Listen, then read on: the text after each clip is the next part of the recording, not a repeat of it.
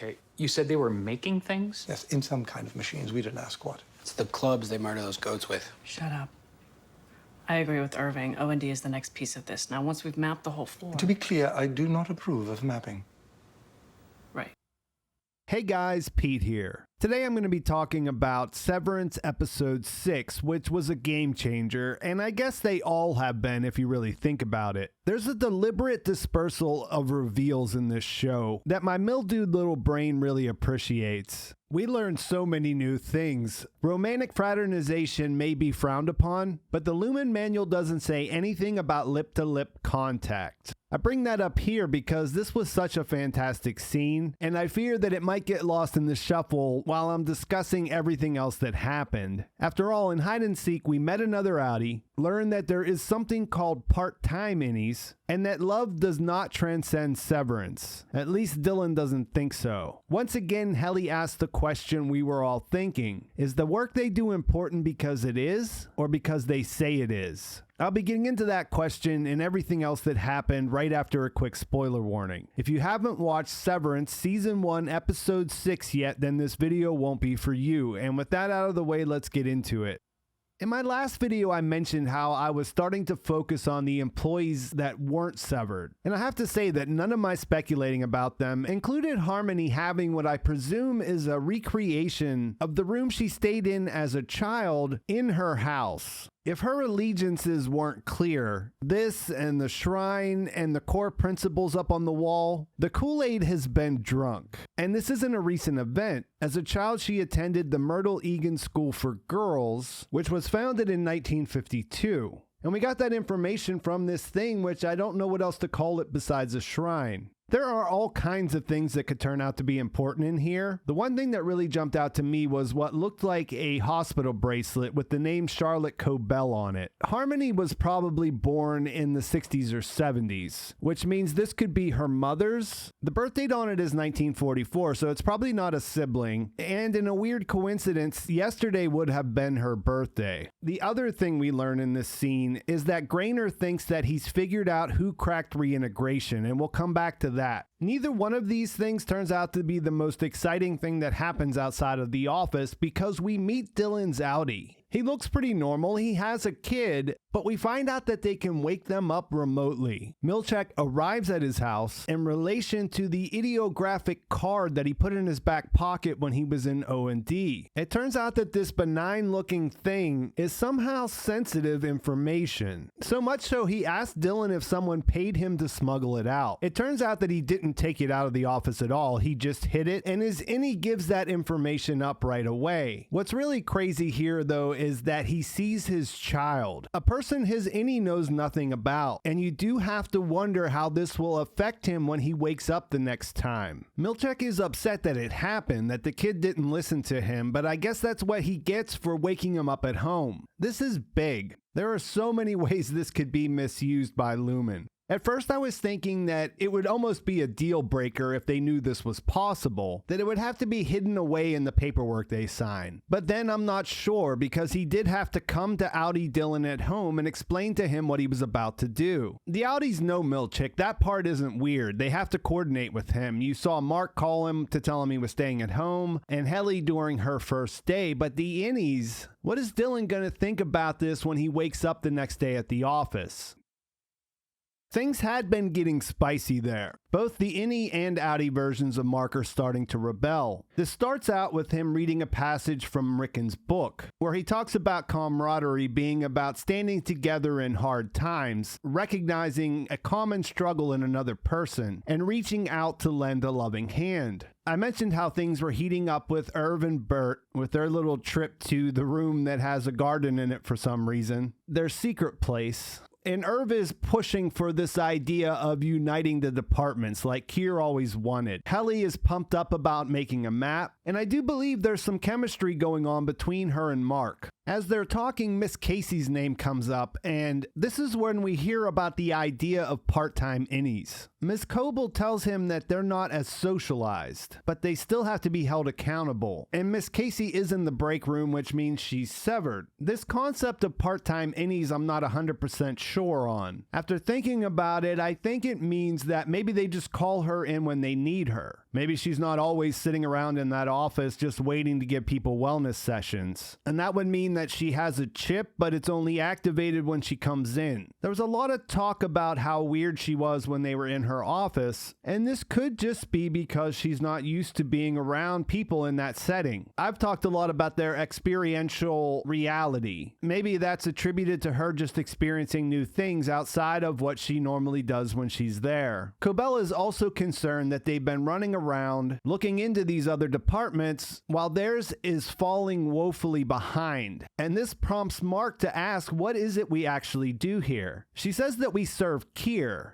And after she lays into him, she tells him that MDR needs to hit quota and that their hallway privileges are revoked. This lights a fire under him temporarily, but he has a change of heart and decides to defy the order. He gets everyone together and they head straight over to O&D. It's funny because it seems like this is the most people that any of them have ever seen at the same time. And even funnier when they're asking each other what they do, and both departments realize that they really don't know. O&D is definitely 3D printing watering cans, but they don't know why. And they had previously been printing hatchets. Bert says that there's a lot that's unknown, but they keep plugging along because it's important work, obviously. And Irving backs him up, saying that everything we do here is important, and I'm not sure that they could have made this feel more ridiculous than it does at this point. Mark has his big moment when he says, why don't they tell us what we do here? What are they so afraid of? If the Egan philosophy is illumination above all, which Irv quickly steps in to correct him, saying illumination beyond all, then why are they there working in the dark? It is a good question, Mark. Bert is on board. He decides that him and Mark should make contact with this goat department and see what they know, but then just as Dylan is grabbing that laminated card, Milchek comes in and breaks things up. Back at MDR, Cobel is waiting. She sings a song about Kier before Grainer comes in and takes Mark to the break room. He does see Miss Casey coming out on his way in, and they have a moment there that I suppose is probably him feeling responsible for what she just went through. And then the next time we see him is that night out to dinner with Alexa, and he has marks on his hand from that experience, which I'm not sure what to make out of that. We hadn't seen any physical abuse when we looked into the break room in the past. Perhaps he was punching a wall or something along those lines. I couldn't believe that Alexa would go out with him again, but he does handle it a lot better this time. His ex-wife comes up in their conversation, and in relation to not being able to have kids, he throws out this idea that this is the life you were given. More or less, you figure out what to do with it, which is odd coming from someone who has had this procedure done. Mark ends up seeing Petey's daughter June on a poster, and they go and see her play in her band. It's a punk band. They have a song, Fuck You Lumon, I Hate You Lumon is the chorus, and Mark sings along. He asks her how she's doing. He mentions how he thought Petey would like the song, and it's awkward, but I feel like they'll probably see each other again. If not, this scene would kind of feel unnecessary.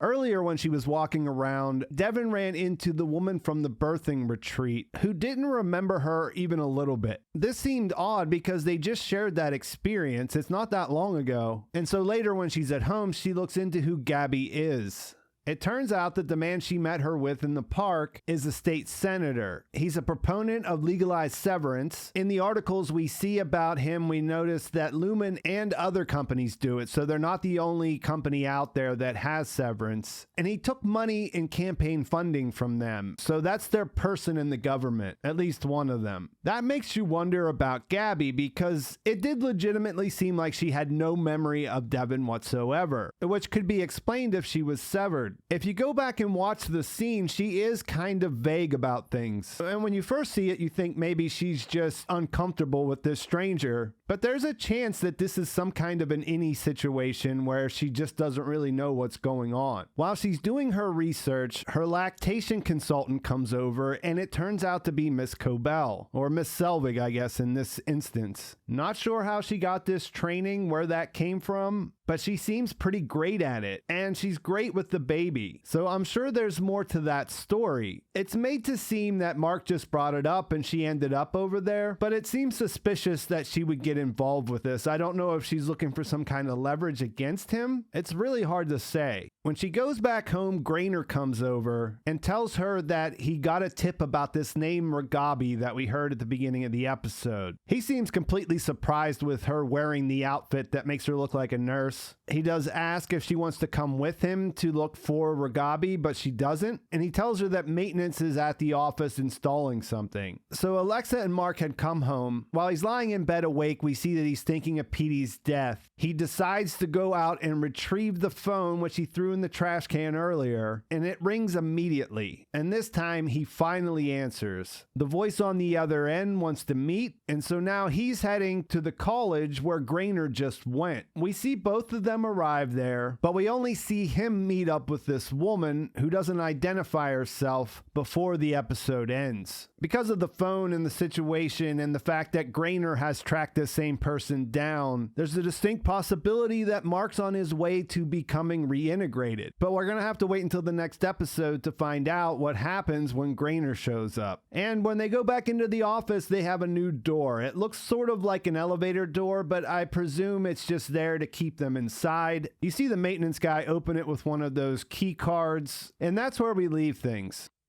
So just a ton of interesting stuff here. The fact that the innies are in the dark as much as we are as to what they do all day at work continues to satisfy. I go back and forth on whether it's important or not. And when you consider scary numbers, baby goats, 3D printed hatchets, and these cards that look like nothing that have some real importance, it's just hard to say. I haven't come up with a good explanation of what these ideographic instructions are supposed to be conveying, and I didn't see any great ideas when I went looking online either. It might turn out to be important that Milchek was worried that he was able to get them out through the elevator, but I really don't know. There does seem to be some pressure for them to do work. This idea of the quota has come up a couple of times now, and the addition of the door to keep them inside their department seems to reinforce this idea of control. Seeing where Cobel came from makes me believe that this is all part of the angle. We knew there was this cult of personality around Kier and this corporate culture, but it looks like it goes a bit deeper. From her perspective, this door seems like a good idea, but it could backfire. The winds of rebellion are sweeping through MDR. With the addition of Helly, them meeting O&D, Cobel's cruel treatment of Mark, and the introduction of Rickon's book, all these things are working together, and I can't really imagine what a rebellion would look like, considering all they have to do is throw them in the elevator and they just turn into a different person, but I feel like we're headed in that direction. I'm excited to see what Mark finds out with this reintegration thing, but it kind of seems like there's not enough time for that to actually happen in this season. I could be wrong, but I'm not sure how you would wrap that up. Illumination beyond all for everyone except for the innies. Where are they headed with this thing? I think that is a good place to leave things. Let me know in the comments what you thought about this episode, how you're feeling now that we're getting close to the end. What are your theories? How are they changing? Please like this video if you enjoyed it. Please subscribe to my channel if you haven't already. And thanks for watching. I'll talk to you soon.